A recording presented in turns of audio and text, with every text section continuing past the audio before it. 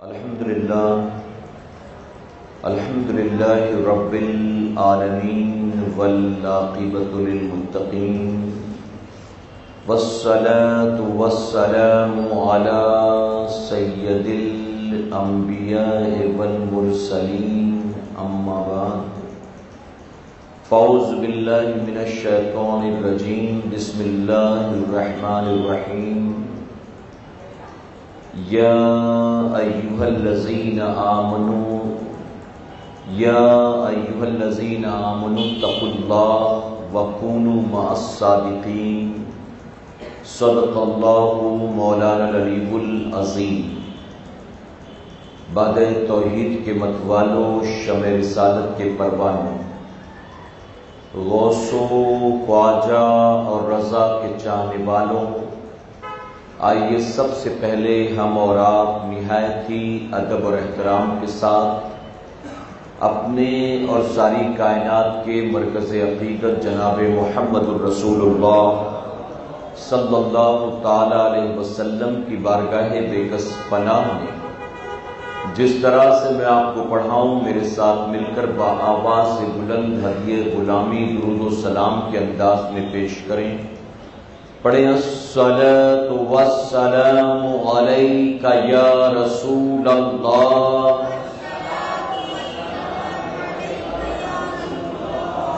الصلاۃ والسلام علیک یا حبیب اللہ، الصلاۃ والسلام علیک یا نبی اللہ، وعلی آلک واصحابک یا نور اللہ، صلی اللہ تعالی علیہ وسلم۔ رب کعبہ کی بارگاہ میں دعا ہے، مولا اپنے حبیب صاحب الاولاد صلی اللہ تعالی علیہ وسلم کے صدقہ فعل ہم تمام حاضرین اور سامعین کو تو سیدنا صدیق اکبر رضی اللہ عنہ کے عشق رسول کا صدقہ نصیب فرما، ہمیں سیدنا صدیق اکبر رضی اللہ عنہ کی طرح اپنے محبوب صلی اللہ علیہ وسلم کی سنتوں پر عمل کی توفیق نصیب فرما، اور ہماری قیامت تک آنے والی نسلوں کو میرے کریم اپنے ان محبوب بندوں سے محبت کی توفیق نصیب فرما۔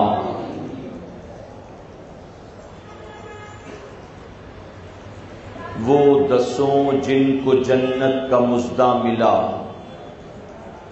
وہ دسوں جن کو جنت کا مژدہ ملا، اس مبارک جماعت پہ لاکھوں سلام۔ اور وہ غار کے جس نے ایک تاریخ بنایا ہے، وہ غار کے جس نے ایک تاریخ بنایا ہے، اس غار کو کیا کہیے، اس یار کو کیا کہیے۔ اور حضور محدث اعظم علیہ رحمۃ رضوان نے سیدنا صدیق اکبر کی عظمت و شان کو ایک شعر میں یوں جمع فرما دیا، فرماتے ہیں مرتبہ حضرت صدیق کا یہ ہے سید، مرتبہ حضرت صدیق کا یہ ہے سید کہ ہر فضیلت کے وہ جامع ہیں نبوت کے سوا۔ میرے پیارے آقا علیہ الصلوۃ والتسلیم کے پیارے دیوانوں، ماہ جمادی الاخر کی 22 تاریخ یہ تاریخ وصال ہے سیدنا صدیق اکبر رضی اللہ عنہ کی، اور بر صغیر ہند و پاک میں رہنے والے خوش عقیدہ سنی مسلمان اپنی اپنی حیثیت اور اپنے اپنے شعور کے مطابق سیدنا صدیق اکبر رضی اللہ عنہ کی محبتوں کا ثبوت دینے کے لیے اور آپ کی بارگاہ میں خراج عقیدت پیش کرنے کی نیت سے آپ کا عرس پاک دھوم دھام سے منایا کرتے ہیں۔ یہ بات اور ہے کہ آپ جہاں پر آرام فرما ہیں اس عرب کی سرزمین والے آپ کا عرس پاک نہیں مناتے ہیں، لیکن ہم ہزاروں میل کی دوری پر رہ کر بھی سیدنا صدیق اکبر کی تاریخ وصال اور آپ کا عرس پاک منایا کرتے ہیں۔ میرے پیارے آقا علیہ الصلوۃ والتسلیم کے پیروانوں، تمام مکتبہ فکر کے لوگ اس بات پر متفق ہیں کہ انبیاء کے بعد انسانوں میں جس کا مرتبہ سب سے بلند و بالا ہے وہ سیدنا صدیق اکبر رضی اللہ عنہ ہے۔ اور سیدنا صدیق اکبر کی شان و عظمت کا کیا کہنا، خود حضور اکرم صلی اللہ علیہ وسلم نے اپنے عاشق کی یوں تعریف فرمایا، فرماتے ہیں کہ انبیاء کے بعد انسانوں میں کسی ماں نے صدیق اکبر جیسا کوئی بچہ جنا نہیں ہے۔ یعنی خود میرے آقا گویا صدیق اکبر کی یوں بڑائی بیان فرماتے ہیں، اور فرمایا گیا سیدنا صدیق اکبر کی صحابیت جو ہے یہ قرآن مقدس سے ثابت ہے۔ کسی بھی صحابی کے اگر صحابی ہونے کا کوئی انکار کرے تو اسے گمراہ کہا جائے گا، اسے بدعقیدہ کا فتویٰ دیا جائے گا، لیکن سیدنا صدیق اکبر رضی اللہ عنہ وہ ہیں کہ اگر ان کی صحابیت کا کوئی انکار کرے تو اس پر گمراہ کا نہیں بلکہ اس پر کافر کا فتویٰ لگایا جائے گا، کیونکہ آپ کی صحابیت یہ قرآن مقدس سے ثابت ہے۔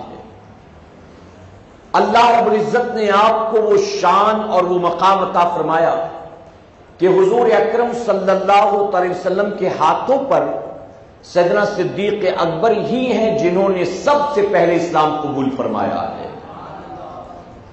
آپ حضور اکرم صلی اللہ علیہ وسلم سے عمر کے اعتبار سے 26 مہینے چھوٹے ہیں، یعنی 2 سال 2 مہینے کا فرق ہے سیدنا صدیق اکبر اور حضور اکرم صلی اللہ علیہ وسلم کی عمر مبارک میں۔ آپ بچپن سے حضور اکرم صلی اللہ علیہ وسلم کے ساتھی ہیں، یا بعض لوگوں نے جوانی سے لکھا کہ 16 سال یا 20 سال کی عمر سے آپ حضور اکرم صلی اللہ علیہ وسلم کے دوستوں میں شریک ہو گئے تھے۔ اور آپ اچھی طرح سے جانتے ہیں کہ ایک آدمی ہم فطرت سے دوستی کیا کرتا ہے، کوئی آدمی اپوزٹ فطرت والے سے دوستی نہیں کرتا۔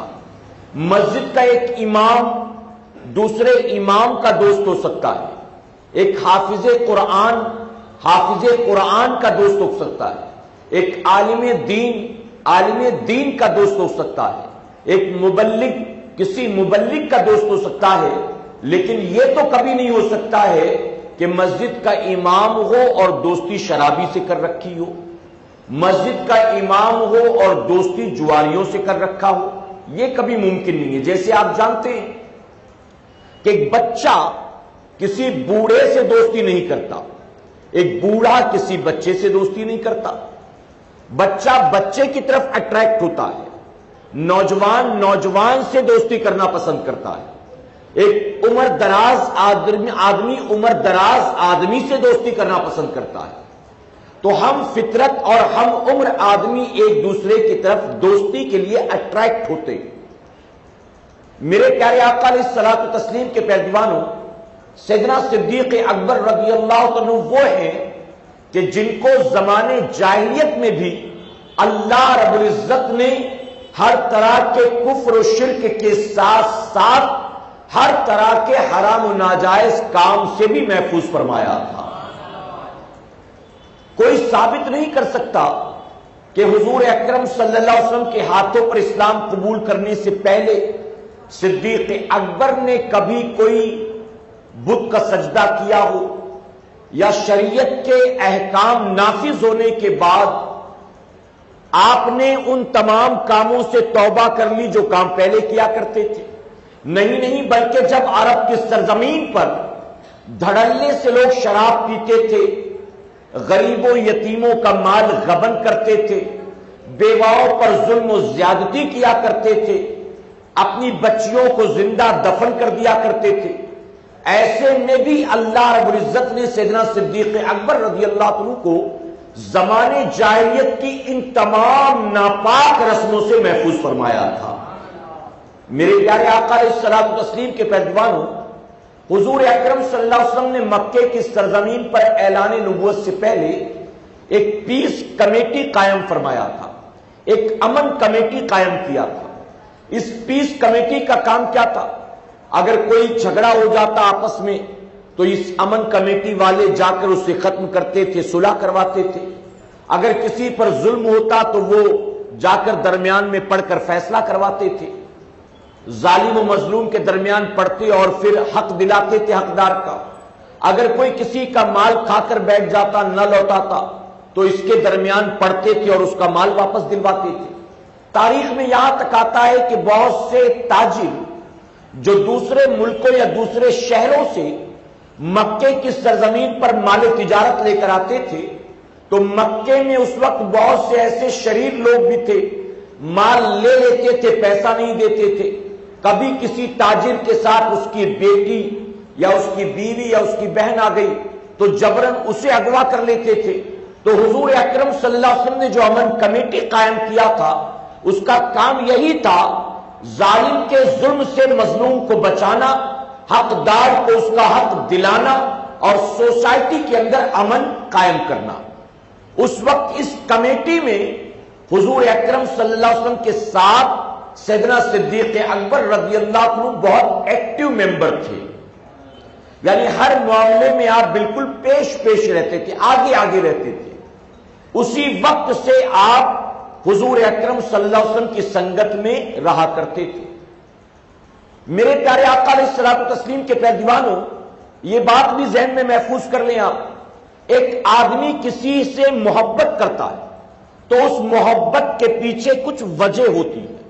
مثلا لوگ مالدار سے محبت کرنا پسند کرتے ہیں، لوگ کوئی ایسا آدمی جو اپنے کام بنا دے ایسے سے محبت کرنا پسند کرتے ہیں کہ بڑا آدمی ہے، اس کے سورس بڑے ہیں، اس کا اٹھنا بیٹھنا بڑوں میں ہے، اس سے دوستی بنا کر رکھو، کبھی نہ کبھی یہ اپنے کام آئے گا۔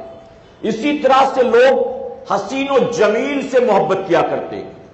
اسی طرح سے اگر آپ پر کسی نے کوئی احسان کیا ہو تو احسان کرنے والے سے لوگ محبت کرتے ہیں۔ یہ کچھ چیزیں ہیں جس کی بنیاد ایک آدمی دوسرے آدمی سے محبت کرتا ہے، اور اگر یہ چیزیں نہ پائی جائیں تو پھر وہ محبت بھی جاتی رہتی ہے، محبت بھی جاتی رہتی ہے۔ آپ دیکھیں کسی آدمی پر آپ نے 9 بار احسان کیا لیکن 10ویں بار آپ نے معذرت چاہ لی تو 10ویں بار معذرت چاہتے ہی اس کی ساری محبتیں ختم ہو جاتی ہیں، اور جو اب تک آپ کر چکے ہیں وہ بھی سارا دھرا رہ جاتا ہے۔ فوراً وہ آدمی آپ سے بات چیت کرنا، دعا سلام کرنا، ملنا جلنا ختم کر دیتا ہے۔ اسی طرح سے مالدار سے لوگ محبت کرتے ہیں۔ کب تک؟ جب تک وہ مالدار ہے۔ اگر وہ غریب ہو جائے، اس کا مال جاتا رہے، اسے نقصان و خسارہ ہو جائے تو دھیرے دھیرے اس کا دوست بھی اس کا ساتھ اور دوستی چھوڑ دیا کرتے۔ بتائیے ہوتا ہے کہ نہیں ہوتا ہے؟ میرے پیارے آقا کے پیروانوں، اسی طرح لوگ حسین و جمیل سے محبت کرتے۔ کب تک؟ جب تک حسن و جمال برقرار ہے۔ حسن و جمال جاتا رہا تو محبت بھی ختم ہو جاتی ہے۔ آپ دیکھیں لو میرجز میں جو پیار محبت کی شادیاں ہوتی، اکثر لو میرج جو ہے وہ سکسیس نہیں ہوتی۔ اس کا ریزن کیا ہے؟ اس کا ریزن یہ ہے کہ ظاہری بناؤ شرنگار کو دیکھ کر ایک دوسرے کی طرف لڑکا لڑکی اٹریکٹ ہوتے ہیں، ایک دوسرے کی طرف، اور یہ اٹریکشن زیادہ دن تک باقی نہیں رہتا ہے، بلکہ دھیرے دھیرے عمر بڑھتی ہے، قرب بڑھتا ہے، تو پھر جب پردے اٹھتے ہیں، حسن ڈھلتا ہے، وہ جہاں مسکرانے پر ڈمپل پڑتا تھا وہاں جب جھریاں پڑنے لگتی ہیں، تو سارا حسن جب ڈھلتا ہے تو محبت بھی اسی کے ساتھ کم ہونے لگ جاتی ہے، ختم ہونے لگ جاتی ہے۔ تو ایک آدمی کسی سے محبت ان 4 چیزوں کی بنیاد کرتا ہے، لیکن سیدنا صدیق اکبر کو آپ دیکھیں تو آپ اگر ان کی پوری زندگی کا جائزہ لے لیں تو آپ کو پتا چلے گا کہ سیدنا صدیق اکبر رضی اللہ عنہ نے حضور اکرم صلی اللہ علیہ وسلم سے جو محبت کی ہے تو محبت حسن و جمال کو دیکھ کر نہیں کیا، حالانکہ میرے نبی سے بڑھ کر حسین و جمیل کون ہو سکتا ہے؟ محبت نبی کے منصب و مقام کو دیکھ کر نہیں کیا، کیونکہ اس وقت دوستی ہوئی جب میرے آقا نے نبی ہونے کا اعلان نہیں فرمایا تھا۔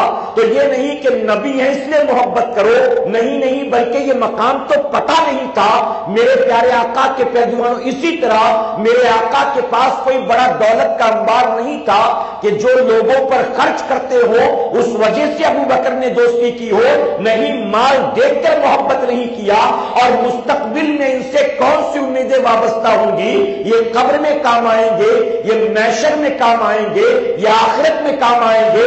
ابھی صدیق اکبر کو یہ بھی پتا نہیں تھا کہ یہ کون ہے، لیکن جانتے صدیق اکبر نے پھر بھی میرے آقا سے سب سے زیادہ بڑھ کر محبت کیا۔ تو اس محبت کی وجہ جو ہے یہ حسن و جمال نہیں تھا، مال نہیں تھا، احسان نہیں تھا، مستقبل کی امیدیں نہیں تھی، بلکہ صدیق اکبر نے اگر میرے نبی سے پیار کیا تھا تو میرے نبی کی ذات سے صدیق اکبر نے پیار کیا تھا۔ کسی چیز سے اٹریکٹ ہو کر لمحاتی محبت نہیں کی تھی، ٹائم بینگ کے لیے محبت نہیں کی تھی، بلکہ میرے آقا کی ذات مقدسہ سے پیار کیا تھا۔ اور جب کسی کی ذات سے محبت ہو جائے تو پھر آپ جانتے ہیں کہ اس سے وابستہ یا اس سے جس چیز کی نسبت ہو جائے ہر اس شے سے محب کو محبت ہو جایا کرتی ہے کہ میرے محبوب کو یہ پیارا ہے، میرے محب کو یہ پیارا ہے۔ تو محبوب و محب کے اندر ہر ایک چیز کو لے کر محبت قائم ہو جاتی ہے۔ صدیق اکبر نے اس طرح سے محبت فرمایا ہے حضور اکرم صلی اللہ علیہ وسلم سے۔ میرے پیارے آقا علیہ الصلوۃ والتسلیم کے پیروانوں، سیدنا صدیق اکبر رضی اللہ عنہ عرب کے بہت کامیاب تاجر ہوا کرتے تھے۔ مکے کی سرزمین پر آپ کا بڑا لمبا چوڑا کپڑے کا کاروبار تھا، جسے آج کی لینگویج میں آج آپ امپورٹ ایکسپورٹ کا بزنس کہہ سکتے ہیں۔ آپ مال تجارت لے کر مختلف شہروں میں جایا کرتے تھے، اور جانتے ہیں آپ کا مال تجارت جو ہوتا تھا بڑی بڑی منڈیوں کی رونق ہوا کرتا تھا، بڑے بڑے بازاروں کی رونق ہوتا تھا، اور لوگ صدیق اکبر سے سودا کرنے میں خوشی محسوس کرتے تھے۔ سکسیسفل بزنس مین تھے۔ فرمایا گیا آپ مال تجارت لے کر ملک شام کے راستے پر تھے۔ اس وقت جب قافلے یوں نکلتے تھے تو رات رکنے کے لیے راستے میں نہ کوئی ہوٹل ہوتا، نہ کوئی ڈھابا، نہ کوئی اور ارینجمنٹ، تو راستے میں جو گرجا گھر پڑتے تھے قافلے وہیں ٹھہرا کرتے تھے۔ وہ اپنا مال تجارت گرجا گھر کے اندر رکھ کر دروازہ بند کر دیتے اور باہر آرام کرتے، صبح ہوتی تو پھر سفر پر نکل پڑتے۔ سیدنا صدیق اکبر رضی اللہ عنہ بھی عرب کے معمول کے مطابق ایک گرجا گھر میں رات ٹھہرے۔ مقصد ملک شام جانے کا تھا، منزل ملک شام تھی۔ آپ ٹھہرے رات کو، مال تجارت گرجا گھر کے اندر ہے، آپ باہر اپنے قافلے کے ساتھ آرام کر رہے ہیں۔ رات سیدنا صدیق اکبر نے ایک عجیب خواب دیکھا۔ آپ نے دیکھا کہ آسمان پر چاند اور سورج ایک ساتھ چمک دمک رہے ہیں۔ چاند سورج ایک ساتھ آسمان پر، دیکھ کر حیران رہ گئے۔ ابھی آپ یہ دیکھ رہے تھے کہ اچانک چاند اور سورج آسمان سے اتر کر زمین کی طرف چل پڑے، زمین کی طرف ایک ساتھ چلے آئے۔ صدیق اکبر فرماتے ہیں کہ دونوں کہیں اور نہیں بلکہ میری طرف بڑھ رہے تھے۔ جب میرے قریب آئے تو خود بخود میری باہیں پھیل گئی، اور جب میں نے باہوں کو پھیلایا تو چاند اور سورج یہ میرے بالکل باہوں میں آ گئے۔ میں نے انہیں اپنے سینے سے لگا لیا۔ جب سینے سے لگایا تو سینے میں ٹھنڈک محسوس ہوئی، اس ٹھنڈک سے میری آنکھ کھل گئی۔ فرماتے صبح ہوئی تو میں نے گرجا گھر کے پادری کو تلاش کیا، وہ راہب بھی تھا، خوابوں کی تعبیر بتانے کا علم بھی رکھتا تھا۔ اس وقت لوگ پادریوں سے خوابوں کی تعبیر پوچھتے تھے، ان سے بھوشیوانی بھی پوچھا کرتے تھے، ان سے بھوشیوانی فال بھی انہی سے نکلواتے تھے۔ تو صدیق اکبر اپنا خواب لے کر اس گرجا گھر کے پادری کے پاس پہنچے۔ آپ نے خواب بیان کیا، کہا بتاؤ اس کی تعبیر کیا؟ تو گرجا گھر کا پادری کہنے لگا کہ نوجوان، تیرے خواب کی تعبیر بعد میں بتاؤں گا، پہلے میرے سوالوں کا جواب دے۔ آپ نے فرمایا کیا سوال؟ اس نے کہا کہ بتاؤ نام کیا ہے تمہارا، نام کیا ہے؟ آپ نے فرمایا میرا نام ابو بکر۔ ابو بکر، اب یہ ابو بکر میں آپ کو بتا رہا ہوں چونکہ اس نام سے مشہور ہیں آپ، حالانکہ آپ کا نام عبداللہ ہے، آپ کی کنیت جو ہے وہ ابو بکر ہے، کنیت ابو بکر ہے، مشہور آپ ابو بکر کے نام سے، اصل نام آپ کا عبداللہ۔ تو آپ نے فرمایا میرا نام ابو بکر۔ اس نے کہا کہاں کے رہنے والے؟ آپ فرماتے میں مکے کا رہنے والا ہوں۔ کہا کون سا مکہ؟ وہی جو کھجوروں کا شہر ہے؟ آپ نے فرمایا ہاں اسی شہر کا۔ کہا کس قبیلے سے تعلق رکھتے ہو؟ آپ نے فرمایا قبیلے بنو ہاشم سے تعلق رکھتا ہوں۔ اس نے کہا کاروبار کیا ہے؟ والد کا نام کیا ہے؟ سوال پر سوال کرتا رہا۔ صدیق اکبر ایک ایک سوال کا جواب دیتے رہے۔ اب سوالوں کی بوچھار کے بعد اس پادری نے کہا کہ ابو بکر بتاؤ تمہارے دوستوں میں کوئی ایسا بھی ہے جس کا نام محمد ہے صلی اللہ علیہ وسلم؟ کیا تمہارے دوستوں میں کوئی ایسا بھی ہے؟ سیدنا صدیق اکبر نے جب اپنے سب سے قریبی دوست کا نام پادری کی زبان سے سنا حیران رہ گئے۔ آپ نے فرمایا کہ وہ تو میرے بچپن کے ساتھی ہیں، وہ تو میرے سب سے زیادہ قریبی دوست ہیں، لیکن تمہیں کیسے پتا کہ وہ میرے دوست ہیں؟ تو پادری کہنے لگا کہ ابو بکر سنو، وہ صرف تمہارے دوست نہیں ہیں، وہ تو اللہ کے بھی محبوب ہیں، وہ تو اللہ کے بھی محبوب ہیں۔ اور ابو بکر محمد صلی اللہ علیہ وسلم کا مرتبہ اتنا بلند و بالا ہے کہ اگر ان کو پیدا کرنا مقصد نہ ہوتا تو اللہ اس ساری کائنات کو بھی پیدا نہ کرتا۔ صدیق اکبر حیران، آپ فرماتے ہیں کہ تو کیا کہنا چاہتا ہے؟ میری بات سمجھ میں نہیں آتی، مجھے سچ سچ بتا میرے خواب کی تعبیر کیا ہے؟ تو کہنے لگا کہ ابو بکر سنو، وہ جو تمہارے دوست ہیں نا وہ صرف تمہارے دوست نہیں ہیں، اللہ کے آخری نبی بن کر وہ جلوہ گر ہوئے ہیں، اور اس وقت تم مال تجارت لے کر ملک شام جا رہے ہو، جبکہ اللہ نے کائنات کے تمام خزانے مکے کی سرزمین پر اتار دیا ہے۔ تم ملک شام جاتے ہو اور وہاں مکے میں تمہارے دوست نے نبی ہونے کا اعلان کر دیا ہے، نبی ہونے کا دعویٰ کر دیا ہے۔ اب صدیق اکبر کی دھڑکنیں تیز ہو گئی، آپ نے فوراً واپس جانے کا ارادہ کیا۔ راہب کہنے لگا ابو بکر اپنے خواب کی تعبیر سنتا جا، تو نے اپنے دوست کے بارے میں سن لیا، اب اپنے بارے میں سن۔ تو اگرچہ ملک شام کے راستے پر ہے، وہ مکے میں ہے، انہوں نے اعلان کر دیا ہے، لیکن سب سے پہلے ان کے ہاتھ پر تو ہی اسلام قبول کرنے والا ہے۔ مکے میں بہت سے لوگ ہیں لیکن کسی کے مقدر میں سب سے پہلے اسلام قبول کرنا نہیں لکھا، یہ تو رب نے تیرے نصیب میں لکھا ہے۔ اور اسی طرح سن لے ابو بکر، تو ان کا وزیر بننے والا ہے اور ان کے دنیا سے پردہ کرنے کے بعد تو اسلام کا خلیفہ اول بننے والا ہے۔ اب صدیق اکبر کی دھڑکنیں تیز ہو گئی، آپ نے رفتار کو بڑھایا۔ راہب کہنے لگا ابو بکر اپنے دوست کے بارے میں سن لیا، اپنے بارے میں سن لیا، اب ذرا میرے دل کا بھی تو حال سنتا جا۔ آپ نے فرمایا تو اپنے بارے میں کیا کہنا چاہتا ہے؟ تو وہ پادری کہنے لگا ابو بکر یہاں آس پاس عیسائیوں کا غلبہ ہے، اس لیے ان کے ڈر سے میں یہاں عیسائی بن کر رہتا ہوں۔ حقیقت تو یہ ہے کہ میں نے جب سے تمہارے نبی کی نعتیں آسمانی کتابوں میں پڑھا ہے، اسی دن سے دل ہی دل میں میں بھی ان سے محبت کرتا ہوں اور میں بھی ان پر ایمان لا چکا ہوں۔ اگر مقدر نے ساتھ دیا۔ آپ سن رہے ہیں توحید نیٹ ورک کی اسلامک آواز۔ توحید network international Islamic YouTube channel.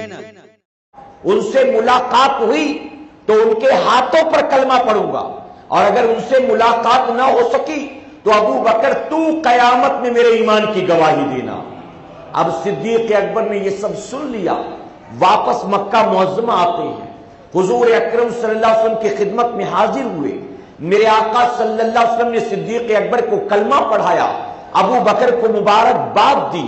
اب اس کے بعد صدیق اکبر عرض کرتے ہیں یا رسول اللہ صلی اللہ علیہ وسلم، اللہ کا ہر نبی اپنے ساتھ معجزے لے کر آتا ہے، اللہ کا ہر نبی صاحب اختیار بن کر آتا ہے، میں چاہتا ہوں کہ آپ مجھے کوئی معجزہ دکھلا دیں۔ تو میرے آقا مسکرا کر فرماتے ہیں ابو بکر تم معجزہ دیکھنا چاہتے ہو، سنو ابو بکر، ملک شام کے راستے میں رات کے اندھیرے میں جو تم نے خواب دیکھا تھا اور صبح پادری نے جو تمہیں خواب کی تعبیر بتایا تھا وہ میرا معجزہ نہیں تو اور کیا ہے۔ اب میں آپ سے پوچھتا ہوں کہ صدیق اکبر نے ملک شام کے راستے پر خواب دیکھا اور خواب کی تعبیر اس گرجا گھر کے پادری سے پوچھا، یہ مکے میں موجود حضور اکرم صلی اللہ علیہ وسلم کو کس نے بتا دیا ہے بھلا بتائیے؟ اس وقت تو فیس بک بھی نہیں تھا، انٹرنیٹ بھی نہیں تھا، واٹس ایپ بھی نہیں تھا، موبائل بھی نہیں تھا، سیٹلائٹ بھی نہیں تھا، لینڈ لائن بھی نہیں تھا، اس وقت تو کوئی ایسا سائنسدان بھی نہیں تھا۔ پھر بتاؤ ملک شام کے راستے پر خواب ابو بکر دیکھتے ہیں اور مکے میں موجود میرے نبی کو خواب کی بھی خبر ہوتی ہے، دیکھنے والے کی بھی خبر ہوتی ہے، تعبیر کیا بتایا ہے یہ بھی خبر ہوتی ہے، تعبیر کس سے پوچھا ہے یہ بھی خبر ہوتی ہے، تو آخر کیسے پتا چلا؟ تو اے مسلمانوں ماننا پڑے گا میرے نبی کو یہ ساری باتیں کسی اور نے نہیں بتایا ہے، بلکہ جس نے آخری نبی بنا کر بھیجا تھا اسی مولا نے بتایا ہے۔ اور یہی تو اہل سنت والجماعت کا عقیدہ ہے۔ اور کوئی غیب کیا تم سے نہا ہو بلا، اور کوئی غیب کیا تم سے نہا ہو بلا، جب میں خدا ہی چھپا تم پہ کرو درود۔ اور یہیں سے اہل سنت والجماعت کا عقیدہ کلیئر ہوتا ہے، اور ہم یہی تو کہتے ہیں کہ انبیاء کا علم غیب ذاتی نہیں بلکہ عطائی ہے، اللہ کا علم ذاتی ہے، اسے کسی نے بتایا نہیں ہے، اللہ کا علم ذاتی ہے، لیکن باقی تمام لوگ جو اللہ نے غیب کا علم دیا ہے وہ ذاتی نہیں ہے بلکہ مولا نے انہیں عطا فرمایا ہے، اللہ کو کسی نے بتایا نہیں، حضور کو اللہ نے بتایا ہے۔ یہی اہل سنت والجماعت کا عقیدہ۔ میرے پیارے آقا علیہ الصلوۃ والتسلیم کے پہلوانوں، اب قبول اسلام کے بعد سیدنا صدیق اکبر دن رات ایک ہی جستجو میں، ایک ہی جدوجہد میں، جس دین حق کو میں نے قبول کیا اسی دین حق سے مجھے دوسروں کو بھی وابستہ کرنا ہے۔ دن رات تبلیغ دین میں لگ گئے، دن رات۔ اور جانتے ہیں صدیق اکبر کے تبلیغ دین کا نتیجہ ہے ہم جنہیں عشرہ مبشرہ کہتے ہیں، وہ 10 صحابہ جنہیں میرے آقا نے زمین پر جنت کا مژدہ عطا کر دیا۔ عشرہ مبشرہ میں فرمایا گیا 5 لوگ ایسے ہیں جنہیں کلمہ صدیق اکبر نے پڑھایا ہے۔ ذرا سوچیں یہ آپ کے تبلیغ دین کا نتیجہ ہے، خدمت کا نتیجہ۔ اب یہاں ایک بات ہمارے اور آپ کے سیکھنے کے لیے، صدیق اکبر نے جب دین حق کو پا لیا تو دل میں تمنا پیدا ہوئی کہ اب لوگوں کو گمراہی کے اندھیرے سے نکالیں گے، اب بھٹکتے انسانوں کو کفر و شرک سے نکالیں گے اور سب کو دین اسلام سے وابستہ کر دیں گے، سب کو صراط مستقیم پر چلنے والا بنائیں گے۔ معلوم ہوا اگر کوئی نیکی حاصل ہو، اگر آپ کو کوئی نیکی کرنے کی توفیق ملے تو اللہ کا شکر ادا کرے اور اپنے ساتھ رہنے والوں کو بھی اس نیکی پر چلنے کی دعوت دیں۔ آج لوگ برائیوں کی دعوت تو دیتے ہیں۔ تو نے وہ گانا سنا کیا؟ نہیں سنا؟ کیا یار اتنا ہٹ گانا ہے تو نے اب تک سنا ہی نہیں؟ چل تیرا بلوٹوتھ آن کر میں بھی تجھے دیتا ہوں۔ اچھا بلوٹوتھ نہیں چل رہا ہے، میں شیئر اٹ سے ٹرانسفر کرتا ہوں، ٹھیک ہے، میں تجھے لنک فارورڈ کرتا ہوں۔ عجیب معاملہ، لوگ لڑکیوں سے اپنے دوستوں کی دوستی کرانے میں فخر محسوس کرتے ہیں۔ چل میں تجھے ایک لڑکی سے ملاتا ہوں، تو نے اتنی خوبصورت لڑکی دیکھی نہیں ہوگی، چل میں تیری دوستی کرواتا ہوں۔ لوگ برائیوں پر تو اپنے دوستوں کو چلانا چاہتے ہیں لیکن نیکیوں کی دعوت دینے کی کوشش نہیں کرتے۔ ہم مبلغ بن گئے، ہماری کوشش ہے، ہم کل مبلغ نہیں تھے، ہمارے ساتھ جتنے تھے مبلغ بننے کے بعد ہم انہیں بھی مبلغ بنانے کی کوشش کریں۔ ہم نمازی بن گئے. کل تک جب بے نمازی تھے، ہمارے ساتھ جو دوست بے نمازی تھے، ہم انہیں بھی نمازی بنانے کی کوشش کریں. کل تک ہمارے چہرے پر داڑھی نہیں تھی، اس وقت جتنے بھی ہمارے دوست تھے، اب داڑھی رکھنے کے بعد ہم انہیں بھی دعوت دیں، انہیں بھی داڑھی کی سنت سمجھائیں، داڑھی کی فضیلت بتائیں، انہیں بھی داڑھی رکھنے کی طرف آمادہ کریں. اب بتاؤ کتنے لوگ ہیں جو اس بات کی کوشش کرتے ہیں کہ ہم نیکی کے راستے پر چل پڑے تو دوستوں کو نیکی کے راستے پر چلائیں. ہمارا اور آپ کا حال یہ ہے، ہم بے نمازی دوستوں کے ساتھ بیٹھے ہیں اور مسجد سے اذان کی آواز آتی ہے، ہم ان کو بولتے تھوڑی دیر ادھر ہی بیٹھنا، میں نماز پڑھ کے آتا ہوں. ہم تو انہیں یہ بھی نہیں کہتے چلو نماز کا وقت ہو گیا، چلو اذان ہو گئی نماز پڑھے. نہیں، ادھر ہی بیٹھنا، بس 5 منٹ میں نماز پڑھ کے آتا ہوں. ہوتا ہے کہ نہیں ہوتا بتائیے. اے سرکار مدینہ علیہ الصلوۃ والتسلیم کے پیروانوں، ایک شرابی ہم نے دیکھا نمازی بے نمازی کو نمازی بنانے کی کوشش نہیں کرتا، لیکن ایک شرابی اپنے دوستوں کو ضرور شرابی بنانے کی کوشش کرتا ہے. ایک چرسی گنجیڑی، ایک ڈرگ ایڈکٹ اپنے فرینڈ سرکل میں رہنے والوں کو ضرور ڈرگ ایڈکٹ بنانے کی کوشش کرتا ہے. ایک فلم دیکھنے والا اپنے دوستوں کو بھی فلم کی کہانی بتا بتا کر فلم دیکھنے کی طرف آمادہ کرتا ہے. ایک برائی میں مبتلا نوجوان اپنے دوستوں کو بھی للچاتا ہے، انہیں بھی برائی کی دعوت دیتا ہے.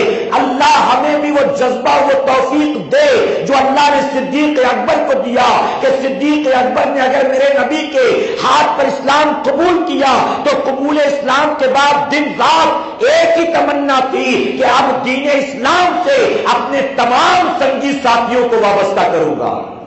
اور جانتے تنہا تمام صحابہ میں تنہا صدیق اکبر وہ ہیں کہ جن کی 4 پشتوں کو اللہ نے صحابی ہونے کا مقام عطا فرمایا ہے. بعض ایسے تھے جو خود صحابی بن گئے، ماں باپ کافر و کافرات تھے. بعض ایسے تھے خود صحابی بن گئے، بیوی نے اسلام قبول نہیں کیا. بعض عورتیں تھی خود مسلمان بن گئی، شوہر نے اسلام قبول نہیں کیا. ایسی بہت سی کہانیاں مل جائیں گی. پورا خاندان، پورے فیملی ممبرز، تمام گھر کے افراد اسلام قبول کریں. اے مسلمانوں، ہر ایک کی زندگی میں نظر نہیں آتا، لیکن صدیق اکبر وہ ہیں کہ قبول اسلام کے بعد آپ کے ماں باپ نے بھی اسلام قبول کیا، آپ کی اولاد نے بھی اسلام قبول کیا. آپ کے یہاں نواسے نواسیاں جو ہوئے اور صرف اسلام قبول نہیں کیا بلکہ اللہ نے صدیق اکبر کی 4 پشتوں کو صحابی ہونے کا مقام عطا فرمایا ہے. یہ خصوصیت ہے صدیق اکبر کی. آپ ہی کی محنت کا نتیجہ ہے کہ سیدنا عثمان غنی نے اسلام قبول فرما لیا. اور کیسے دعوت دی جانتے ہو؟ کامیاب تاجر تھے نا، بہت بڑے بزنس مین تھے. سیدنا عثمان غنی سے یوں ہی بیٹھے بیٹھے کہا، عثمان سچ سچ بتا، میں نے تجھے آج تک جو بھی مشورہ دیا میرے مشورے سے تجھے کبھی کوئی نقصان ہوا؟ میرے مشوروں میں تجھے کبھی کوئی خسارہ ہوا؟ عثمان غنی کہنے لگے، ابو بکر کیسی بات کرتے، آج تک تمہارے مشوروں سے سوائے فائدے کے کبھی نقصان نہیں ہوا ہے. تم اتنے تجربے کار آدمی ہو، تم اپنی زندگی میں اتنے کامیاب آدمی ہو کہ تم نے جب بھی کوئی مشورہ دیا میں نے اس پر عمل کیا تو مجھے سوائے نفع کے کبھی نقصان نہیں ہوا.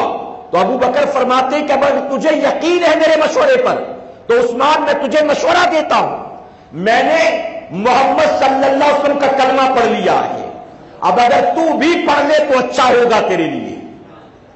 اے عثمان، میں پریشرائز نہیں کرتا، میں مجبور نہیں کرتا، مشورہ دیتا ہوں، تو بھی ان کا کلمہ پڑھ لے، فائدے میں رہے گا. اب بتا تیری کیا مرضی؟ تو عثمان غنی کہنے لگے، ابو بکر میں تو پہلے ہی گواہی دے چکا کہ تیرے مشوروں میں سوائے نفع کے کبھی نقصان نہیں ہوا. اب اگر تو مجھے یہ مشورہ دیتا ہے تو یقیناً اس میں میرا فائدہ ہوگا. ابو بکر گواہ ہو جا، میں بھی کلمہ پڑھ کر مسلمان بن جاتا ہوں. پھر عثمان غنی کے چچا نے جو ظلم و زیادتی کے پہاڑ توڑے، آپ نے اس کے حوالے سے سنا ہوگا. فرمایا گیا قبول اسلام کے وقت صدیق اکبر کے پاس 40,000 دینار موجود تھے. کتنے؟ 40,000 40,000 دینار. دینار سے مراد ہوتا ہے سونے کے سکے. 40,000 کتنے بڑے دولت مند تھے اس دور کے. فرمایا گیا قبول اسلام کے بعد اس 40,000 میں آپ نے اپنی ذات پر کچھ خرچ نہیں کیا بلکہ سارا مال میرے نبی کے نام پر قربان فرمایا ہے. 35,000 دینار ہجرت سے پہلے آپ نے خرچ کیا اسلام کے لیے, اور 5,000 دینار جو بچ گئے تھے وہ ہجرت کی رات اپنے ساتھ لے کر گئے تھے آپ. 40,000 دینار سارا کا سارا مال میرے نبی پر خرچ کر دیا. اور اسی لیے تو میرے آقا نے فرمایا کہ جس کے مال نے مجھے سب سے زیادہ فائدہ پہنچایا ہے وہ میرے ابو بکر کا مال ہے. لوگوں نے مال تو بڑے لٹائے لیکن ابو بکر سے زیادہ کسی کے مال نے مجھے فائدہ نہیں پہنچایا. اور اسی لیے میرے آقا فرماتے دنیا میں جن جن لوگوں نے مجھ پر جتنے احسان کیے میں نے سب کے احسان کا بدلہ چکا دیا, لیکن تنہا میرا ابو بکر وہ ہے جس کے احسان کا بدلہ میرا مولا چکانے والا ہے, میرا مولا. ایک مرتبہ یہی صدیق اکبر حضور اکرم صلی اللہ علیہ وسلم کی محفل میں بیٹھے تھے. توجہ ہے نا آپ کی, بڑی پیاری بات, ایمان تازہ ہو جائے گا. جانتے ہیں صادق اور صدیق میں فرق کیا ہے؟ صادق اور صدیق میں فرق کیا ہے؟ بہت غور سے سنیے گا. صادق اسے کہتے ہیں جو سچ سچ باتیں کرتا ہے, یعنی اس کے اندر کوئی لگائی بجھائی کمی زیادتی نہیں ہوتی, جو بات جیسی ہو ایگزیکٹ ویسی بیان کر دے, یعنی سچ بیان کرے, اسے صادق کہتے ہیں.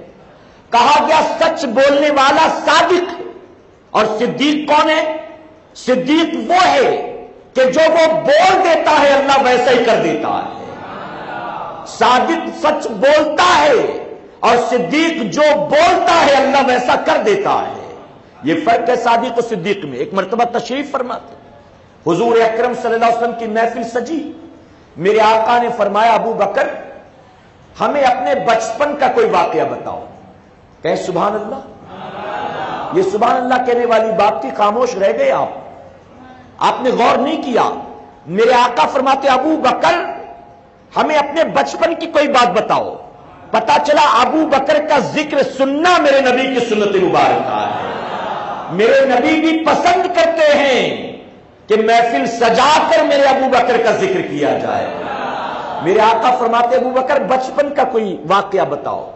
اب ابو بکر صدیق بیان کرتے ہیں, عرض کرتے ہیں یا رسول اللہ صلی اللہ علیہ وسلم میں 4 سال کا تھا, میرے والد ابو قحافہ نے میری انگلی پکڑی اور مجھے اپنے ساتھ لے کر مکے کے بت کدے میں گیا. لے جا کر ایک لمبے چوڑے بت کے سامنے کھڑا کیا اور تعارف کروایا اس سے. کہا کہ بیٹا یہ ہمارا خدا ہے, ہمیں روزی روٹی یہی دیتا ہے, ہمیں بیماریوں سے شفا یہی دیتا ہے, معاذ اللہ زندگی اور موت ہمیں یہی دیتا ہے, تو اس کی پوجا کر, اس کی بندگی کر, بڑا ہو گیا ہے اس کے سجدے کیا کر, اسے خدا مانا کر. میرے باپ نے تاکید کی اور تاکید کر کے وہ آگے بڑھ گیا. اب فرماتے ہیں کہ میں اس بت کے سامنے کھڑا تھا, میں نے کہا کہ لوگ تجھے خدا سمجھتے ہیں, لوگ تجھے خدا سمجھتے ہیں, اگر تو بھی خدا ہونے کا دعویٰ کرتا ہے تو میں بھوکا ہوں, میرے لیے کھانے کا انتظام کر دے. کتنی عمر ہے؟ کتنی عمر ہے؟ 4 سال کی. اور بات کیسی داناؤں والی بات کر رہے ہیں, بات سمجھداروں والی کر رہے ہیں. آپ فرماتے ہیں کہ میں بھوکا ہوں, میرے لیے کھانے کا انتظام کر. اس کے بعد آپ نے فرمایا, اس نے کوئی ریئیکٹ نہیں کیا, خاموش کھڑا. بت ہے, بت کا مطلب ہی ہوتا ہے خاموش کھڑا, پڑا ہے پتھر کا ٹکڑا. پھر میں نے اس سے کہا ٹھیک ہے میں پیاسا ہوں, مجھے پانی پلا دے. کوئی ریئیکشن نہیں. میں نے کہا چل کوئی بات نہیں, کھلا پلا نہیں سکتا, مجھے ایک نیا جوڑا لا کر دے دے. جوڑا, اس پر بھی کوئی ریئیکشن نہیں. آپ فرماتے پھر میں نے پتھر اٹھایا اور پتھر اٹھا کر میں نے کہا کہ تم میرا کو کوئی کام نہیں بنا سکتا لیکن کم سے کم اپنی حفاظت تو کر سکتا. اب یہ پتھر میں تجھے مارنے لگا ہوں, تو اپنے آپ کو بچا لے اگر تو واقعی خدا ہے. فرماتے اس کے بعد نشانہ لے کر وہ پتھر میں نے اس کے چہرے پر مارا. ایک پتھر مارنا تھا کہ ناک ٹوٹ کر زمین پر گر گئی. پھر فرماتے دوسرا اٹھایا, دوسرا اٹھا کر کان پر مارا, کان بھی ٹوٹ کر گر گیا. اس طرح 2-4 پتھر مارے کہ میرا باپ دوڑ کر آیا. اس نے مجھے دیکھا تو اس نے کان مروڑا، گال پر تماچا مارا اور گھسیٹتا ہوا مجھے گھر لے آیا اور گھر لا کر میری والدہ سے کہنے لگا کہ تیرے لاڑ پیار نے اس کو کتنا خراب کر دیا. اس نے آج بت کدے کے اندر جانتی ہو کیسی حرکتیں کی.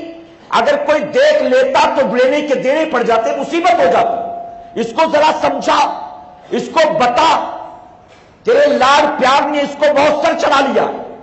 کہتے جب میرے باپ نے میری ماں کو یہ کہا، ڈانٹا، تو میری ماں کہنے لگی کہ تمہیں کیا ضرورت تھی اس کو اپنے ساتھ بت کدے میں لے جانے کی؟ آج تک میں اسے لے کر نہیں گئی تو تم کیوں لے کر گئے؟ اگر لے گئے تو کم سے کم مجھ سے پوچھ تو لیتے. سنو، یہ بچہ کوئی معمولی بچہ نہیں ہے.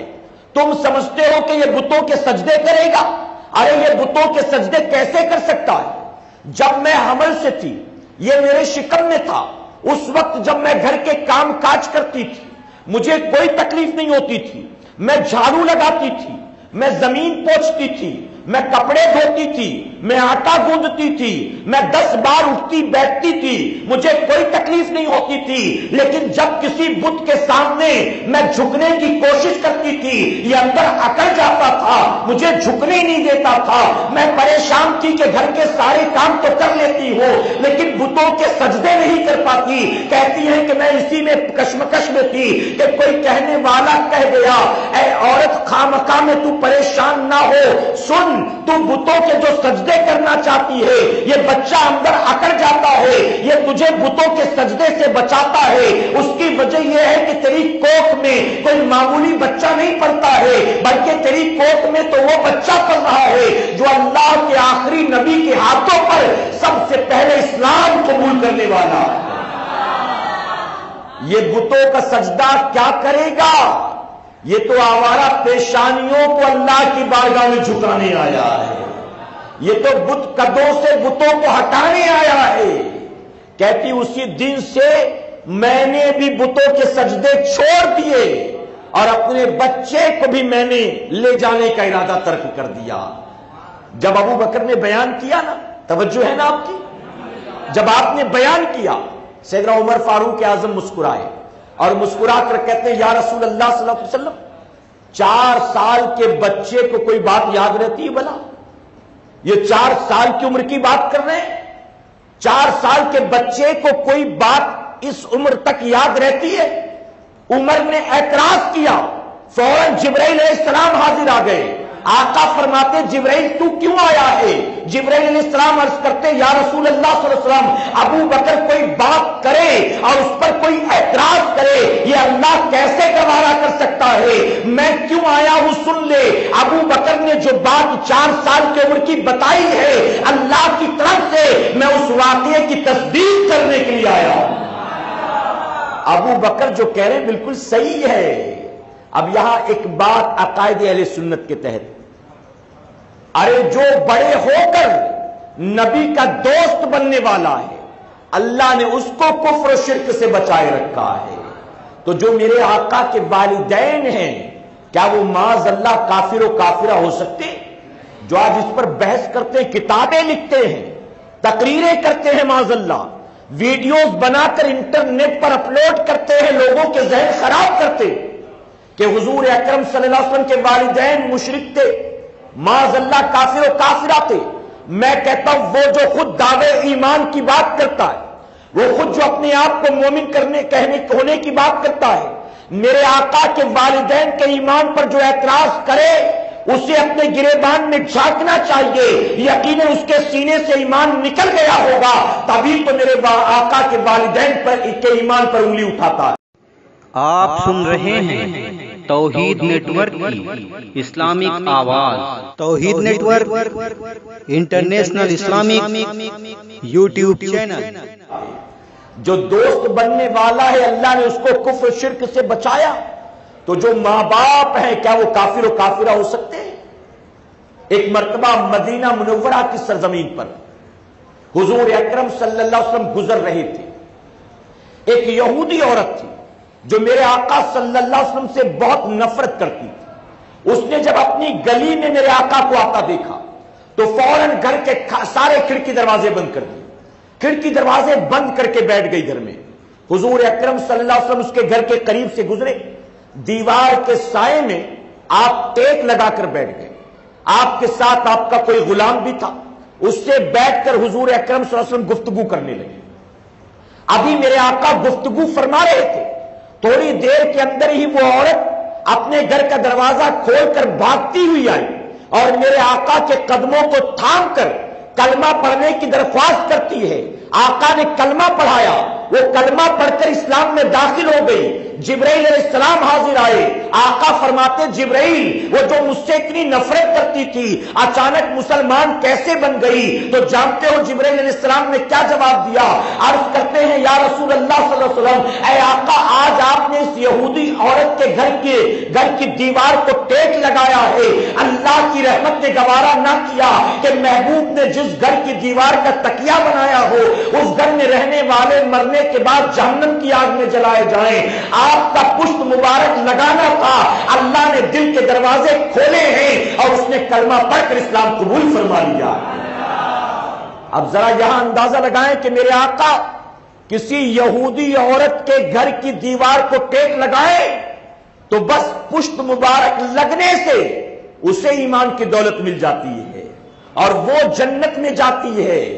تو جس کی کوکھ میں میرے آقا 9 مہینے رہے ہیں, ارے فرمایا گیا یونس علیہ السلام کو اللہ نے امتحان کے طور پر جس مچھلی کے پیٹ میں قید کیا تھا, جہاں آپ اللہ کی عبادت کرتے رہے اندھیرے میں, جس مچھلی کے پیٹ میں اللہ کے نبی تقریباً 40 دن تک موجود رہے, فرمایا گیا آپ کے اس نسبت کی وجہ سے, اس مچھلی کے پیٹ میں آپ کے جانے کی وجہ سے اللہ قیامت میں اس مچھلی کو بھی جنت میں داخل فرمائے گا. حالانکہ جنت مچھلی کے لیے تو نہیں ہے نا, ساری مچھلیاں نہیں جائیں گی, یہ جائے گی. کیوں؟ کیونکہ اس کے پیٹ کے اندر اللہ کے نبی جلوہ گر ہوئے ہیں. تو جس کے شکم ناز میں اللہ کے محبوب نے آرام کیا ہے, پروان چڑھے ہیں, اس والدین کے مقام کا کیا کہنا. میرے پیارے آقا علیہ الصلوۃ والتسلیم کے پیروانوں, سیدنا صدیق اکبر رضی اللہ عنہ, اللہ نے آپ کے منصب و مقام کو بہت بلند و بالا فرمایا ہے. ہفتہ واری اجتماع میں اتنا زیادہ وقت نہیں ہوتا کہ وضاحت کے ساتھ گفتگو ہو سکے, اس لیے بس آخر میں 1-2 باتیں عرض کر کے اپنی گفتگو کو مکمل کروں گا. جب سیدنا صدیق اکبر کی زندگی کا آخری وقت آیا, یقین ہو گیا کہ میں اب دنیا سے رخصت ہونے والا ہوں, اور جانتے ہیں آپ بستر پر پڑ گئے, اٹھنے بیٹھنے کی طاقت نہ رہی, آپ بہت کمزور ہو گئے. طبیب کو بلایا گیا, بڑے سے بڑے ڈاکٹر کو بلایا گیا, ہر آنے والا دیکھتا تھا, اپنے اعتبار سے چیک کرتا تھا, تو چیک کرنے کے بعد ایک ہی نتیجہ برآمد ہوتا, لوگ کہتے انہیں کوئی اور بیماری نہیں ہے, محبوب کی جدائی کی وجہ سے بیمار ہو گئی ہیں اور ان کا علاج کچھ بھی نہیں ہے, محبوب کا دیدار ہی ان کا علاج ہو سکتا ہے. اور فرمایا گیا کہ صدیق اکبر آقا سے جدا ہونے کے بعد اتنے بیمار ہوئے, اتنے کمزور ہوئے کہ آپ کا دل دنیا سے اٹھ گیا. اے سرکار مدینہ کے پیروانوں, آپ نے سیدنا مولا علی کرم اللہ وجہ الکریم کو بلایا اور بلا کر کہا کہ اے علی, میرے انتقال کے بعد آپ ہی مجھے اپنے ہاتھوں سے غسل دینا, اور اس کی وجہ کہ آپ نے اپنے ہاتھوں سے میرے نبی کو غسل دیا ہے. آج جو سیدنا علی اور صدیق اکبر میں لڑائیاں لگواتے ہیں نا معاذ اللہ, اور ایک دوسرے کے حوالے سے نفرتوں والی بات کرتے معاذ اللہ, دیکھیں صدیق اکبر مولا علی سے فرماتے ہیں کہ علی میرے انتقال کے بعد تم اپنے ہاتھوں سے مجھے غسل دینا, اور اس کی وجہ یہ ہے کہ تم نے میرے آقا کو غسل دیا ہے. اور فرماتے ہیں کہ میرا جنازہ جب تیار ہو جائے تو مجھے حضور اکرم صلی اللہ علیہ وسلم کے روضہ انور کے سامنے لے جا کر رکھ دینا, میرے جنازے کو تیار کر کے رکھ دینا, اور آقا کی بارگاہ میں عرض کرنا کہ یا رسول اللہ صلی اللہ علیہ وسلم, ابو بکر آپ کے پہلو میں جگہ چاہتے ہیں, اگر دروازہ خود بخود کھل جائے آپ کے روضہ انور کا تو مجھے حضور کے قدموں میں دفن کر دینا, اور نہ کھلے, اجازت نہ ملے تو آپ مسلمانوں کے قبرستان میں دفن کر دینا. اسی طرح آپ نے عائشہ صدیقہ رضی اللہ تعالیٰ سے فرمایا کہ عائشہ بتا, میرے آقا دنیا سے پردہ کیے وہ دن کون سا تھا؟ آپ نے فرمایا، آپ نے جواب دیا وہ پیر کا دن تھا۔ صدیق اکبر فرماتے ہیں کہ میرا انتقال بھی پیر کے دن ہوگا، پیر کے دن۔ اور جانتے ہیں آپ کا انتقال پیر کے دن ہوا۔ آپ کا انتقال 63 سال کی عمر میں ہوا۔ بہت سی چیزیں وقت نہیں ورنہ بتاتا جو حضور اکرم صلی اللہ علیہ وسلم سے بالکل ملتی جلتی ہو بہو۔ آپ کا انتقال بھی 63 سال کی عمر میں۔ آپ نے عائشہ صدیقہ سے کہا میرے آقا کو آخری وقت میں جو کفن دیا گیا تھا مجھے بتا وہ کیسا کپڑا تھا تاکہ مجھے بھی ویسے ہی کپڑے میں کفن دیا جائے۔ یہ وصیتیں فرمائی۔ آپ کے انتقال کے بعد جنازہ تیار کیا گیا، لا کر حضور کے روضے انور کے سامنے رکھا گیا۔ آج جس طرح سے جالی مبارک ہے اس طرح سے جالی وغیرہ نہیں، دروازہ تھا، اس پر تالا تھا، لا کر رکھا گیا اور عرض کیا گیا یا رسول اللہ صلی اللہ علیہ وسلم آپ کا غلام آپ کے قدموں میں جگہ چاہتا ہے۔ اب جب یہ سوال کیا گیا تو فرمایا گیا خود بخود دروازے کا تالا کھل گیا، کنڈی کھل گئی اور میرے آقا کے روضے انور سے آواز آتی ہے محبوب کو محبوب کے پہلو میں دفن کر دو، محبوب کو محبوب کے پہلو میں سلا دو۔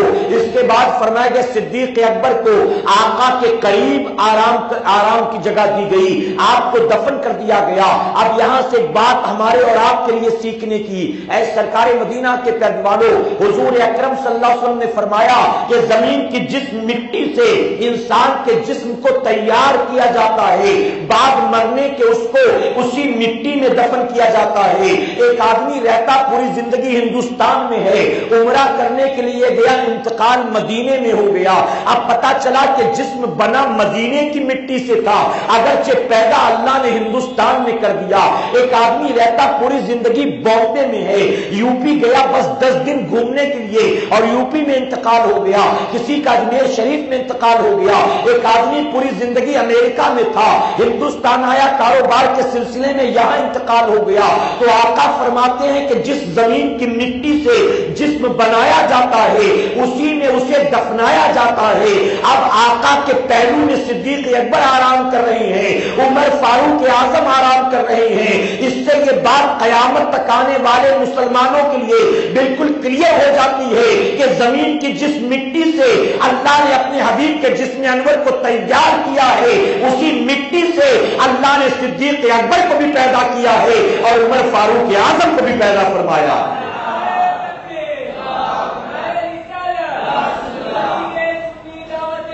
اور ہم تو یہاں تک کہیں گے کہ صرف اسی مٹی میں آرام نہیں کر رہے، اور آپ جانتے وہ حصہ کون سا ہے؟ زمین کا وہ حصہ صوفیہ فرماتے، علماء فرماتے اور ہر مکتبہ فکر کے علماء فرماتے کہ حضور اکرم صلی اللہ علیہ وسلم کا جسم ناز زمین کے جس حصے سے لگا ہے زمین کا وہ حصہ جنت سے بھی اعلیٰ ہے۔